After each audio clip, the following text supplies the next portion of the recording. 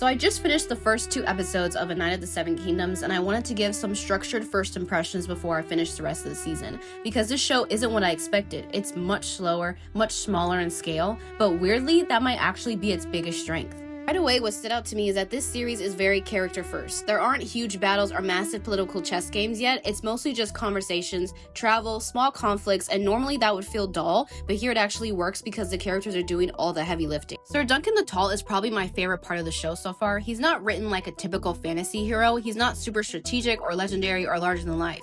He's just earnest. Everything he does is about trying to live up to the knight who raised him, Sir Arlen of Pennytree. He's holding on to that code of honor like it's the only solid thing in the world, even when everyone around him clearly doesn't care about honor at all, and that contrast makes him really compelling. He feels like a genuinely decent person dropped into a morally messy world, which is very on brand for this universe, but told from a much more grounded perspective than something like Game of Thrones or House of the Dragon, where everyone is already deep into power games. Dunk just wants to be a knight. That's it, and there's something very human about that. Then there's Egg, who completely surprised me. He's funny and sharp and way more confident than you expect for a kid. He feels very self-possessed, very opinionated, like he already knows exactly who he is. But what I find interesting about him is that there's clearly something more going on. He's bald, which immediately feels intentional. In a world where lineage and appearance matter a lot, that feels like a choice, not just a design detail. When the Targaryens show up, he reacts instantly. He hides, he gets nervous, his whole energy shifts. Plus his skin tone is just as pale as theirs, so I don't know for sure, but I'm definitely side-eyeing him like, yeah, you might secretly be a Targaryen. Something's not adding up.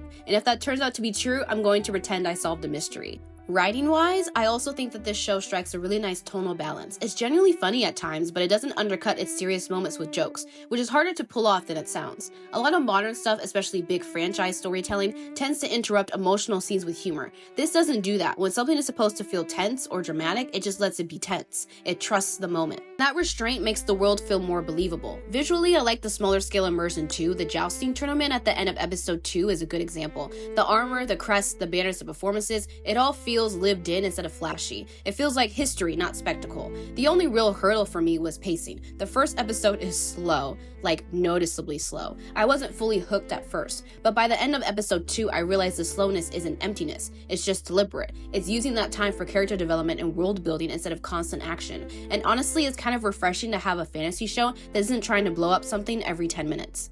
The only tiny thing that still takes me out sometimes is the modern language, like the random F-bombs. I know that's normal for this franchise, but my brain still does a double take every time. It's a small thing, just slightly immersion breaking. Overall though, I'm enjoying it way more than I expected. It's quieter, more personal, and more character driven than the other shows in this world, and I think that actually gives it its own identity. I'm definitely going to finish the season and do a full review later, but as first impressions, slow start, strong character, surprisingly charming, and I'm officially invested.